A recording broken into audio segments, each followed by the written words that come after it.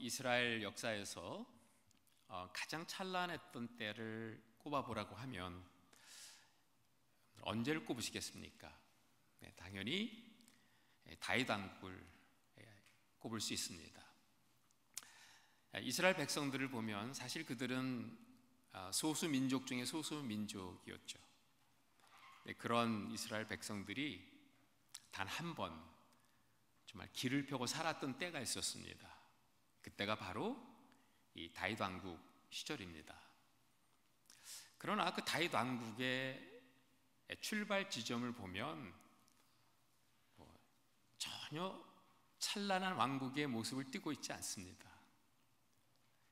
보잘것없는 400여 명의 오합지졸로 구성된 하나의 집단 같았습니다. 하나님의 말씀은 그들의 출발에 대해서 사무엘상 22장에서 이렇게 이야기합니다.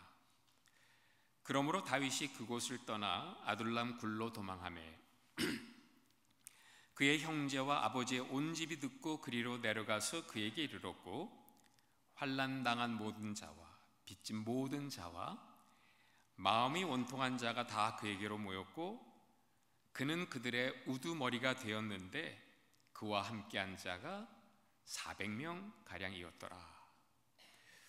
여러분, 이 말씀을 들으면서 어떤 생각나는 집단 없습니까? 저는 조폭이 생각이 납니다. 사회에서 버림받은 환난당하고 억울하고 마음이 원통한 자 400명이 있었는데 다윗은 그들의 두목이었다는 거예요. 조폭 같습니다.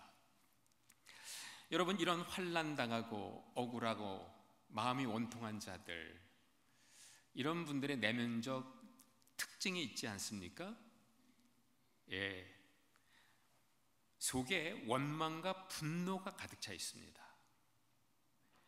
자, 이런 원망과 분노가 겉으로 표출이 되면 아주 폭력적으로 변할 수도 있었던 사람들이었다는 거예요.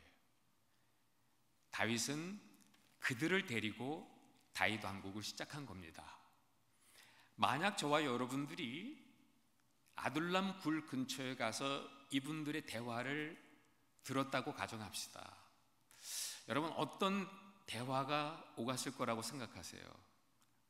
좀 살벌한 얘기들이 오갔을 것 같아요.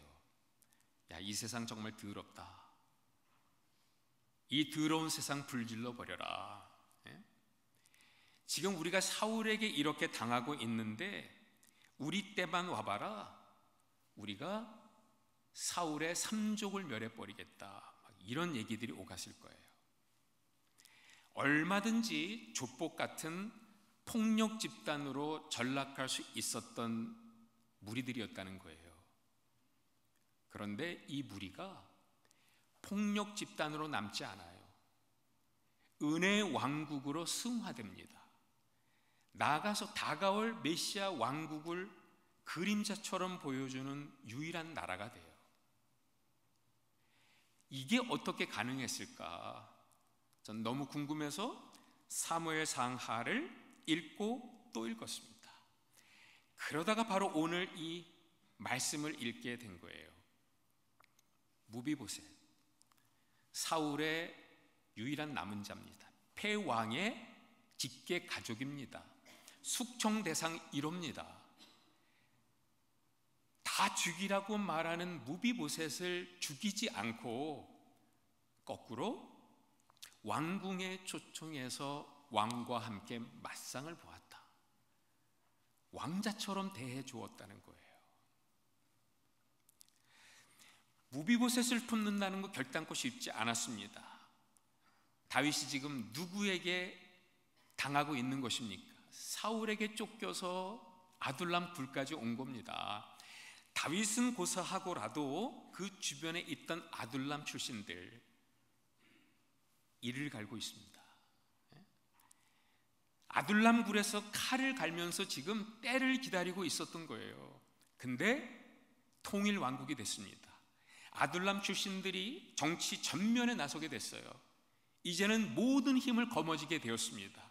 그때 그들이 다윗에게 다가서서 무엇이라고 얘기했을까요? 왕이요, 이 다윗 왕국이 우리는 영원하기를 원합니다. 그러기 위해서는 후한을 없애야 합니다. 후한의 소지가 될 만한 저 무비보셋 처단해야 합니다 라고 말하지 않았을까요? 그런데 다윗은 다 죽이라고 말하는 무비보셋을 왕궁에 초청합니다. 왕자의 복장을 입혀주고 사울의 남은 밭을 다 그에게 돌려주고 마지막에는 결정적으로 왕자 중 한 사람으로 다윗과 맞상을 보는 관계 속에 초청했다는 겁니다. 이 사건으로 말미암아 다윗 왕국은 폭력의 악순환을 끝냅니다. 은혜의 왕국으로 나아가는 전기를 마련하고요, 구약 성경에서 유일하게 다가올 메시아 왕국을 보여주는 그림자 왕국으로 남게 되었다 하는 거예요. 어떻게 다윗은 사울 같은 이런 복잡한 인간관계를 하나님의 방법으로 풀어갔느냐, 이게 궁금해서 들여다보니까 원리가 있더라고요. 여기서 말씀하는 두 가지의 원리를 잘 배우면 여러분, 힘들고 어려운 인간관계가 오히려 축복의 자리로 변할 수 있습니다. 오늘 다윗을 통해서 우리에게 가르쳐 주시고자 하는 이 관계를 풀어가는 원칙을 배워서 순종하면 교회 생활을 할 때 관계가 힘들잖아요. 관계가 힘들어서 많은 분들이 예배 드리고 그냥 가버리시는데, 힘든 관계가 오히려 은혜의 관계로 우리에게 다가오는 축복을 경험하게 될 거예요. 그 두 가지 원리가 뭘까? 두 가지를 한번 제가 나눠보겠습니다. 첫 번째는 사울의 장부 지우기예요. 우리 안에는 사울의 장부라고 하는 것이 있습니다. 이것을 지워나가지 않으면 행복한 신앙생활을 할 수가 없어요. 오늘 9장 1절에서 3절에서 그 이야기를 하고 있습니다. 다윗은 지금 무비보셋을 품기 원했어요. 그런데 무비보셋을 생각할 때 함께 떠올랐던 무비보셋과 연관된 두 사람이 있었습니다. 누구죠? 무비보셋의 할아버지 사울, 무비보셋의 아버지 요나단이 같이 떠오르는 겁니다. 문제는 이 두 사람이 아주 상반된 인물로 다윗의 마음에 자리하고 있었다는 거예요. 한 사람은 생각하기도 싫어요. 그런데 다른 사람은 생각하고 싶어요. 이게 싸우고 있는 겁니다. 사울은 다윗에게 어떤 존재였을까요? 사울은 다윗에게 창을 던진 사람이에요. 칼제비 불어서 다윗을 죽이고자 했던 사람이었습니다. 그러니까 사울을 생각하면 다윗의 마음속에는 사울에게 받은 많은 상처들이 떠올랐을 겁니다. 그런 상처들이 다윗의 메모리 뱅크 속에, 기억의 창고 속에 차곡차곡 쌓여져 있었어요. 저는 이것을 사울의 장부라고 부르고 싶어요. 여러분, 무비보셋의 일을 처리하기 위해서 사울의 장부를 끄집어냈습니다. 그 장부를 열었습니다. 어떻게 됐을까요? 내가 당한 대로 갚아줘야 되는 복수의 대상이 되는 겁니다. 그 안에서 사울의 장부를 끄집어내는 순간에 무비보셋은 죽어 마땅한 죄인 되는 거예요. 그런데 문제는 또 다른 장부가 있었거든요. 요나단의 장부가 있었어요. 요나단은 다윗에게 어떤 존재입니까? 사울이 던진, 자기 아버지가 다윗을 향해 던진 창을 온몸으로 받아낸 사람이에요. 자기가 왕이 될 수 있었는데 왕자리 다윗에게 내어주고 다윗이 왕이 되는데 인생을 걸었던 사람입니다. 그러니까 요나단을 생각하면 다윗은 그가 다윗에게 베풀어준 많은 은혜 추억들이 떠올라요. 요 은혜 추억들이 다윗의 마음에 메모리 뱅크 속에 다 기록되어 있었던 겁니다. 저는 이것을 요나단의 장부라고 부르고 싶어요. 무비보셋의 일을 처리하기 위해서 요나단의 장부를 끄집어냈습니다. 펼쳤습니다. 어떤 일이 벌어졌을까요? 내가 요나단으로 말미암아 은총을 입었는데 은총을 입은 대로 내가 갚아주어야지. 주고 마땅한 죄인이 아니라 은혜를 베풀어야 되는 사랑의 대상이 되었던 겁니다. 다윗의 내면에 지금 이 두 장부가 싸우고 있습니다. 사울의 장부를 펼치면 한 사람 죽어나가요? 요나단의 장부를 펼치면 죽어 마땅한 사람 살아나요? 가장 치열한 영적 전쟁이 지금 다윗의 내면에 일어나고 있는 겁니다. 저 밖에 일어나고 있지 않아요. 내 안에 미움과 사랑의 전쟁이 일어나고 있어요. 용서와 복수의 이 싸움이 일어나고 있어요. 이 마음이 그렇게 무서운 것입니다.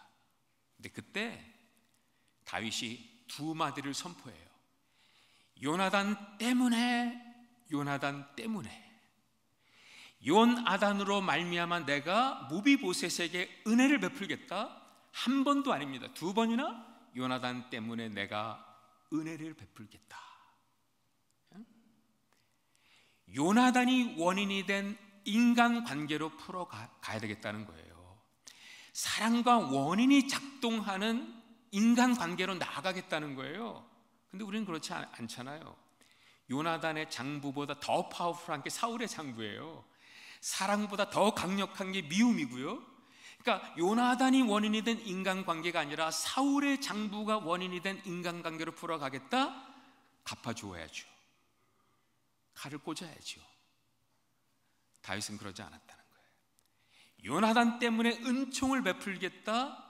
요나단의 장부를 펼쳐 무비보셋을 살렸다는 거예요. 이 사건으로 말미암아 다윗 왕국의 폭력의 악순환의 고리를 끊어버렸던 겁니다. 여러분, 우리 안에도 이 두 장부가 싸우고 있습니다. 근데 이상하게도 이 사울의 장부는 너무도 자연스럽게 우리 안에서 펼쳐져요. 그리고 그 장수가 내가 아무것도 안 했는데 지나보면 2배, 3배로 늘어나 있습니다. 죄성을 지닌 우리 인간들에게 사울의 장부를 펼치는 것은 너무도 자연스러워요. 그러나 요나단의 장부를 펼친다? 부자연스럽습니다. 영적으로 노력하지 않으면 열려지지 않아요.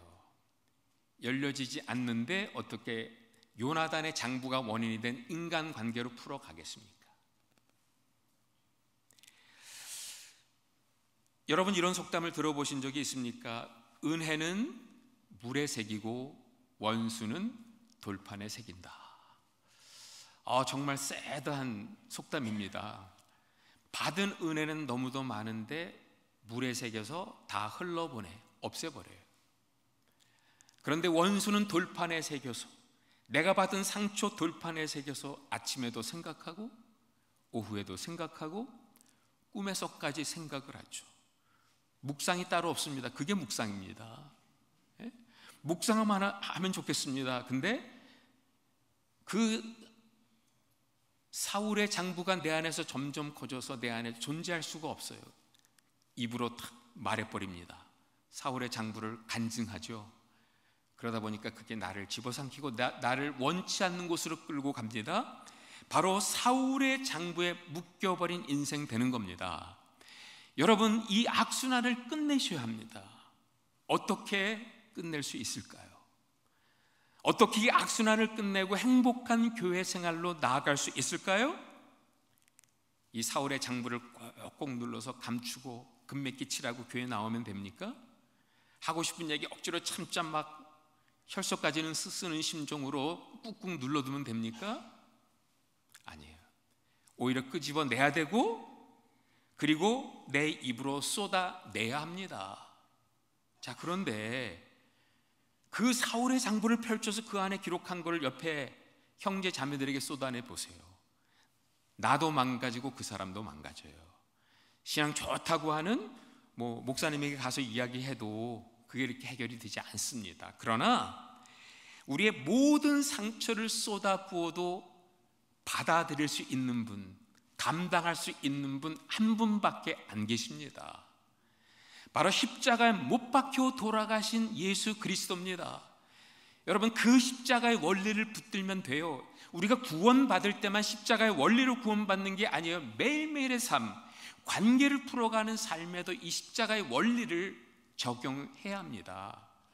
여러분, 예수님보다 더 억울한 분 여기 계십니까? 예수님보다 더 깊은 상처 받으신 분 계세요? 예수님보다 더 큰 수치를 당하신 분 계시냐 이거예요. 도저히 상상이 가지 않는 수치와 상처와 억울함을 경험하셨던 예수님, 우리의 어떤 억울함도, 우리의 어떤 수치감도, 우리의 어떤 상처도 다 감당할 수 있는 한 분이신 줄 믿습니다. 여러분, 그분 앞에 사울의 장부 가지고 나오세요. 전모를 가지고 나오세요. 기도할 때마다 딱 펼치는 겁니다. 그리고 멋부리며 기도할 필요 없어요. 솔직하고 정직하게, 하나님, 마음이 아파요. 서럽고 억울해요. 용서하려고 하는데 용서가 안 돼요. 그렇게 하나님 앞에서 솔직하게 끝까지 내 안에 있는 것들을 말씀을 드리면 주님 해결해 주기 전에 먼저 공감해 주십니다. 내가 다 안다. 공감만 해 주셔도 위로가 됩니다. 근데 해결까지 해주세요. 이제 그 모든 것들을 십자가에 못 박아라. 그래서 사울의 장부에는 죽고 요나단의 장부로 다시 일어나자. 이걸 날마다 반복하면서 우리의 삶에 사울의 장부는 지워지고 요나단의 장부는 펼쳐지는 아름다운 인생이 되는 겁니다. 제 인생에도 멘토라고 하는 한 분이 계셨습니다. 제 인생 멘토입니다. 제가 대학교 다닐 때 저희 대학부에 전도사님으로 계셨던 분이세요. 그 당시만 해도 그분을 보면 정말 저에게 하늘 같은 분이었습니다. 제가 오늘 이렇게 목회자가 되는 데 있어서 그분이 큰 역할을 하신 것 같아요. 그분을 따라가다 보니까 이렇게 목회자가 됐더라고요. 전 대학교를 졸업하고 신학교를 들어갔습니다. 그리고 그 목사님은 그 대학부를 끝내고 개척교회를 하셨어요. 학교를 다니고 있는 저에게 전화가 걸려왔습니다. 개척교회 하는데 중고등부 전도사가 필요하다. 네가 와서 중고등부 맡아주면 좋겠다. 중고등부 학생들이 몇 명이나 됩니까? 그랬더니 딱 3명밖에 안 돼. 자기 딸, 조카 2명이래요. 월급도 제대로 줄 수가 없다 그러는 거예요. 그 당시에요 1.5세 전도사들이 상당히 귀했습니다. 그래서 큰 교회에서 오라는 데 많았습니다. 근데 그 모두 마다하고 3명 섬기겠다고 아무 갈등 없이 갔습니다. 왜요? 제 멘토니까. 그리고 그 교회에서 제가 13년을 꼬박 전도사로만 섬겼어요. 제가 LA에서 기록 하나를 가지고 있습니다. 가장 오랜 시간 동안 한 교회에서 전도사로 사역한 사람. 구글해 보시면 그게 접니다. 교회가 아무리 힘들어져도 떠날 이유를 못 찾겠어요. 왜? 그분은 저의 멘토니까. 13년 만에 목사 안수를 받고 처음으로 LA에 있는 모 교회 부목사로 갔습니다. 열심히 섬기고 있는데 또 이 멘토 목사님이 전화가 걸려왔어요. 교인들 다 떠나고 가족들만 남았다는 거예요. 내가 어떻게 가족들의 목사가 될 수 있겠느냐. 그래서 60세에 조기 은퇴하기로 했으니까 내가 와서 2대 목사 해줘라 그러는 거예요. 그래서 몇 명이나 남았어요? 그랬더니 45명 남았대요. 목사님 가족들이 몇 명이에요? 그랬더니 32명이래요. 가족회에서 저를 불러준 겁니다. 그런데도 저는 갔습니다. 제 멘토니까. 그때 제 나이가 35살입니다. 35살부터 42살까지 제 인생의 30대 후반과 40대 초반 전부를 드렸습니다. 그렇게 헌신해 본 적이 없습니다. 하나님께서 은혜를 주셔서 교회가 폭발적으로 부흥이 됐어요. 오는 사람만 있고 떠나는 사람이 없어요. 그러다 보니까 건축 문제가 대두가 됐어요. 도저히 이 장소는 해결이 안 되는 거예요. 건축위원회 구성하고 헌금을 걷었는데 꽤 거쳤어요. 장소만 찾으면 됩니다. 근데 이 목사님 찾아오신 거예요. 믿을 수 없는 말씀을 주시네요. 내가 볼 때 김 목사 정말 앞이 창창해. 어디 가도 목회 잘할 수 있고 정말 이민사회에 당신 같은 목사가 있어 너무 좋다.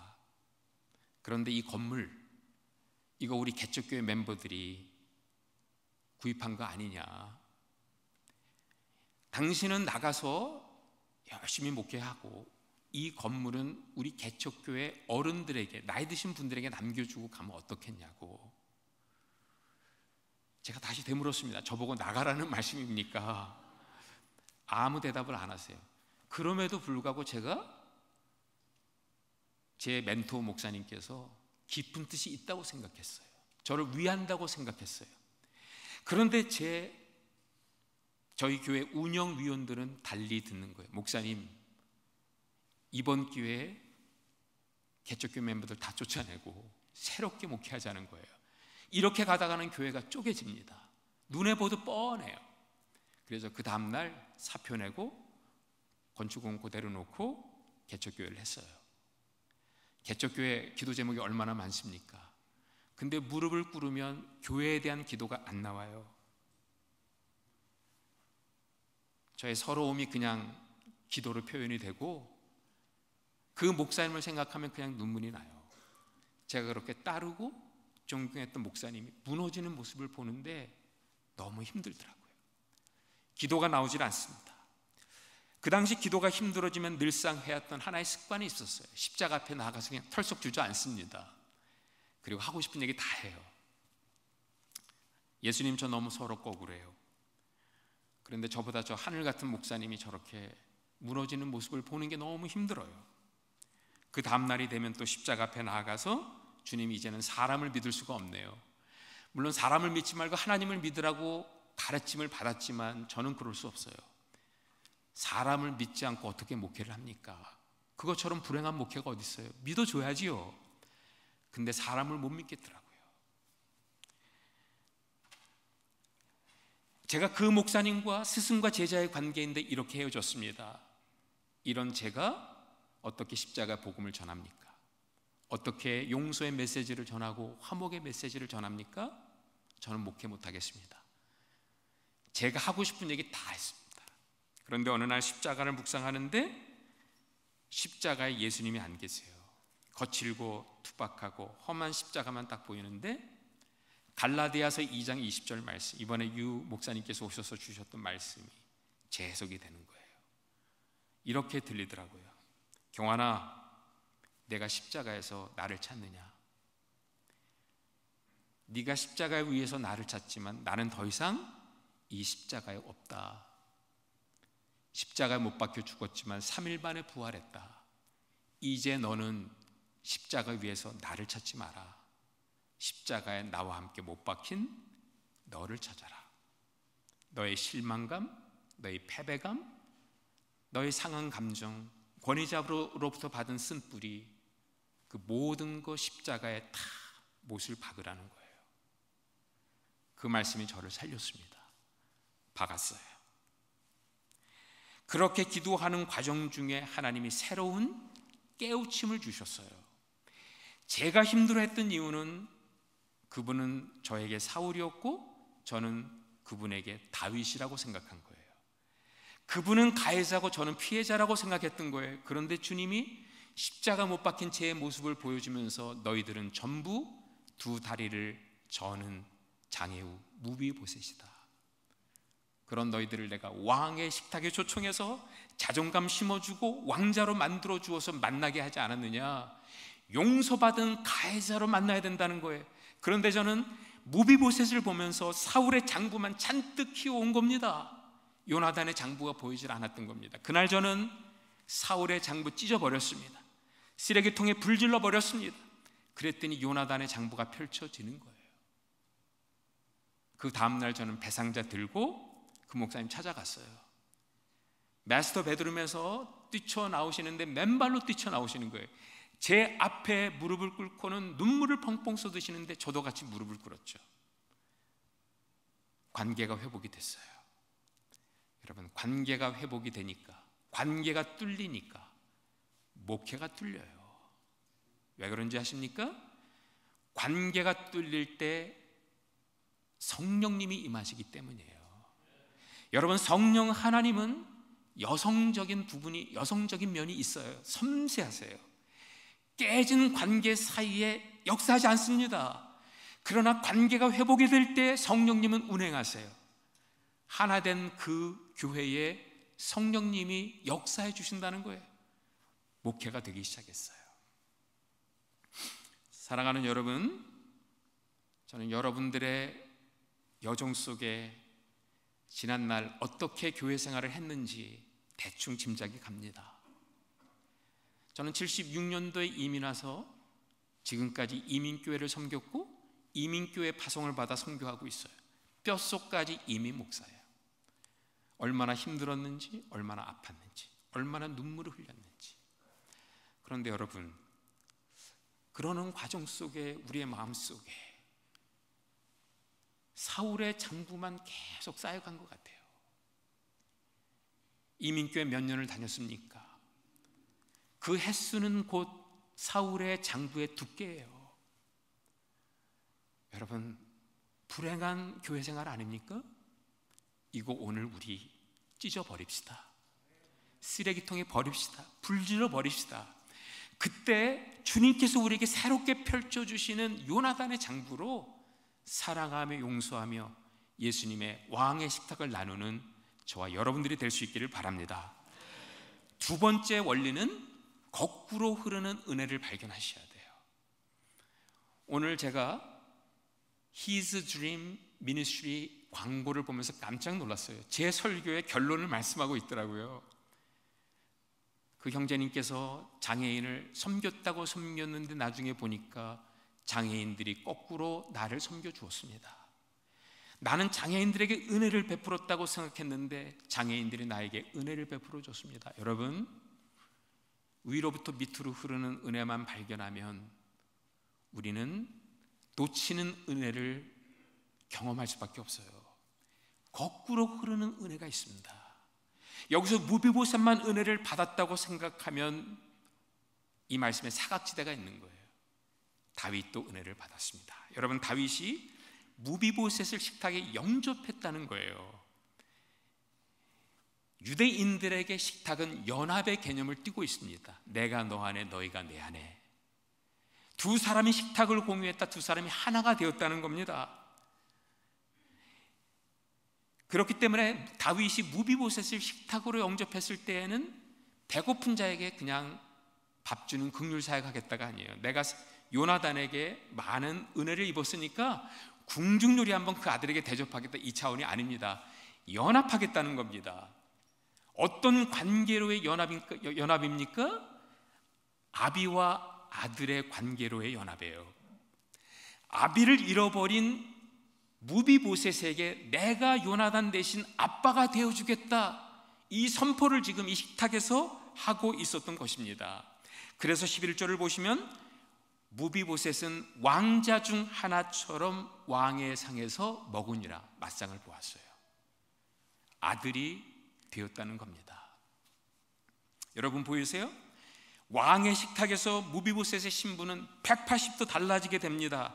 그의 인생 전체가 이 식탁에서 새롭게 디파인이 되어졌다는 거예요. 13절을 보시면 무비보셋이 항상 왕의 상에서 먹음으로 예루살렘에 거하니라, 그는 두 다리를 다 절뚝이더라. 많은 이야기가 함축되어 있어요. 모순된 이야기가 있습니다. 장애인 무비보셋, 예루살렘 성 안에 살 수 없어요. 성 밖에 있어야 마땅한 그가 성 안으로 들어와 살게 되었다는 겁니다. 왜요? 왕과 맞상을 보는 왕자이기 때문이에요. 지금까지 무비보셋이 누구인지를 결정지어준 한 가지를 골라보라고 하면 장애인이에요. 그래서 성 밖에 있을 수밖에 없었어요. 그러나 이 식탁에서 지금부터는 그가 누구인지를 결정지어주는 한 가지는 왕과 맞상을 본 자. 무비보셋의 모든 것이 달라졌어요. 그런데 다윗도 변합니다. 베풀어 주었는데 풍성해지고요, 나눴는데 더 생기고, 이런 거꾸로 흐르는 신비를 체험했을 뿐만 아니라 다가올 예수 그리스도께서 성만찬을 통해서만 주실 수 있는 그 은혜의 식탁을 미리 땡겨 경험하게 됩니다. 이 일로 말미암아 다윗은 하나님의 은혜가 거꾸로 흐르는 기적의 식탁을 체험하게 되었다는 겁니다. 여러분, 이 공동체 안에서도 그런 역사를 경험할 수 있습니다. 우리의 눈이 열려서 거꾸로 흐르는 은혜를 발견할 수가 있다면 어떻게 발견할 수 있을까요? 제 이야기를 좀 해보겠습니다. 지금 우리 아내가 상당히 많이 좋아졌지만 2012년까지 20년 동안 병상에 누워 있었습니다. 그래서 저는 목회를 할 때 우리 아내랑 어디 같이 해본 적이 없어요. 혼자 했습니다. 어느 날 신방을 갔는데 예배를 보는 도중에 우리 아내가 저에게 전화를 계속 거는 거예요. 우리 아내는 텔보 신학교 나왔거든요. 목회 방해 안 합니다. 내가 예배할 때 전화 안 겁니다. 무슨 일이 있었던 거죠. 그래서 예배가 끝나자마자 그 메시지를 체크해 보니까 10통 가까운 메시지가 남겨져 있는데 내용은 하나도 없어요. 들으면 신음소리만 나요. 불길한 예감이 들었어요. 그래서 차를 몰고 집으로 돌아갔더니 쓰러져 있더라고요. 제가 급하게 911 앰뷸런스를 부르려고 하는데 손을 들더니 여보, 자기가 지금 너무 아프니까 일단은 나를 위해서 기도해 달라는 거예요.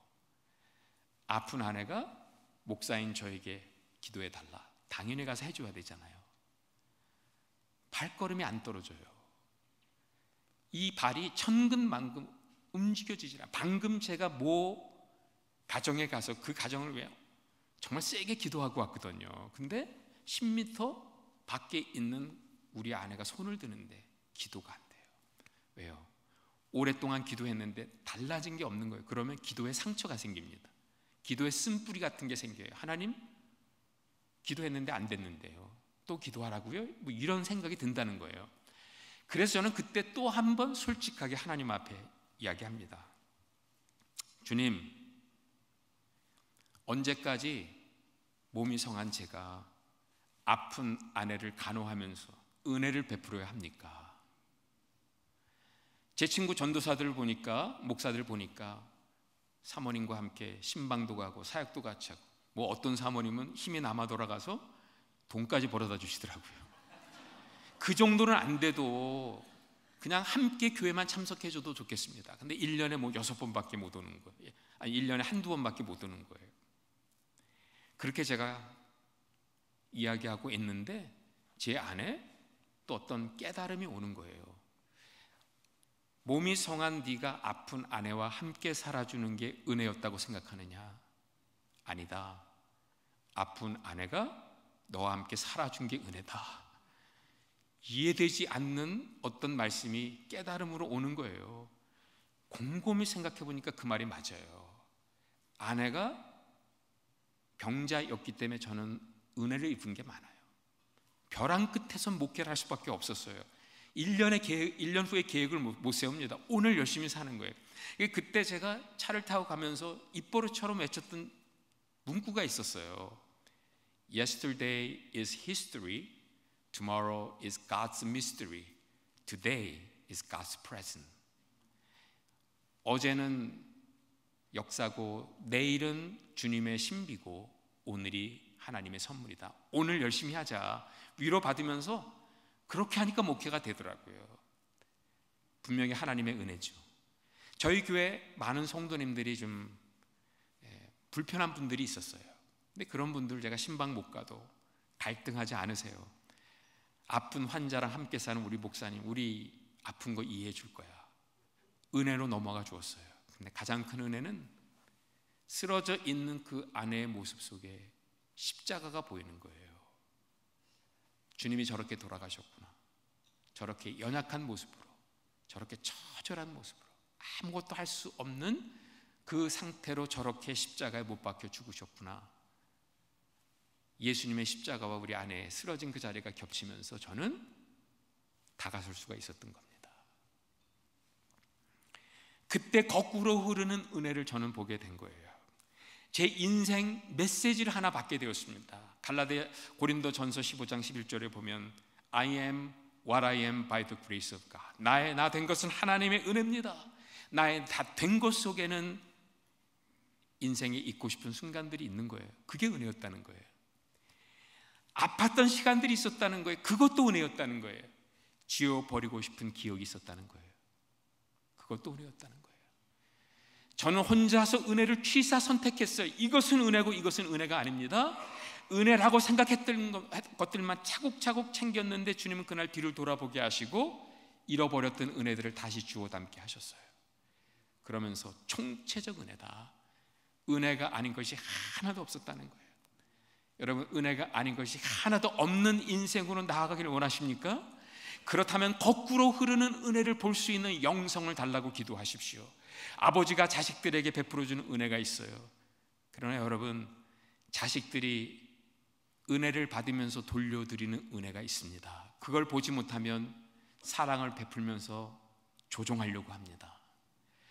목사님들이 여러분들에게 강대상에서 베풀어주는 은혜가 있잖아요. 근데 목사님만 설교하는 게 아닙니다. 설교를 들으시는 여러분들이 이 강대상에서 설교하는 설교자들을 향해 거꾸로 흘러보내는 은혜가 있어요. 얼굴 표정에서, 아멘으로 화답하는 목소리에서, 여러분들의 그 몸짓을 통해서, 이 분위기를 통해서 흘러보내는 은혜가 있기 때문에 설교자는 이곳에서 하나를 준비해 왔는데 2개를, 4개를, 10개의 은혜를 함께 체험하는 은혜가 그렇게 늘어나는 공동체로 변하게 되는 겁니다. 그게 바로 코이노니아가 코이노니아 되는 자리이고, 그 코이노니아 속에서 우리가 거꾸로 흐르는 은혜를 발견할 때 이루어지는 줄 믿습니다. 그런 거꾸로 흐르는 은혜가 넘쳐나는 아름다운 이 공동체가 될 수 있기를 바랍니다. 제가 마지막으로 한 가지 어사인먼트를 드리겠습니다. 우리 인생에 무비보셋이 한 분쯤 다 있으시죠? 지금 설교를 들으면서 내 안에 무비보셋 하면 이름 석자가 떠올라요. 품으세요. 그 무비보셋을 품고 이 시간 그를 내 왕의 식탁에 초청해야 되겠다 결단하고 나가시기 바랍니다. 그렇다고 여러분 절대로 오버하시면 안 됩니다. 나가시자마자 그분에게 전화해서 당신은 내 인생의 무비보셋입니다, 이러면 관계 깨집니다. 기도하시란 얘기예요. 그분을 위해서 기도하면 하나님의 God's time, 하나님의 타이밍을 주세요. 그때 함께 만나보세요. 깨어졌던 관계가 회복이 돼요. 관계 때문에 교회 생활이 힘들었는데 관계 때문에 교회 생활이 풍성해지는 반전의 은혜가 있는 줄 믿습니다. 기도하겠습니다.